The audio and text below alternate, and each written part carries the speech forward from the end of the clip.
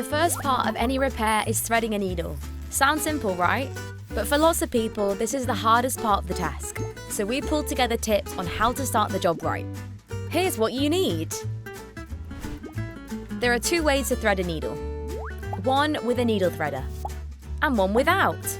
It's best to do both on a white background, like a piece of paper, so everything's easy to see. Got that sorted? Let's go! Using a needle threader is really simple. Watch how you can use it. Insert the metal wire through the eye of the needle. Push some of the thread through the wire loop. And pull the needle threader back through the eye of the needle.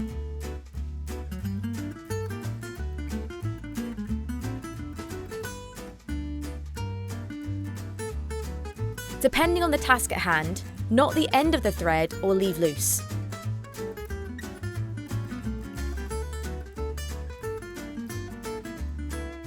You're threaded.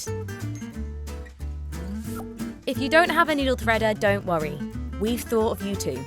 First, prep your thread. Cut any frayed ends off your thread with sharp scissors. Next, twist the thread in your hand you write with and the needle in the other hand. Now poke the thread through the eye of the needle. It helps if you keep the end of the thread short as you guide through the hole.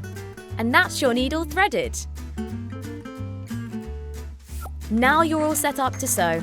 Check out our other videos on how to repair and re-love your clothes.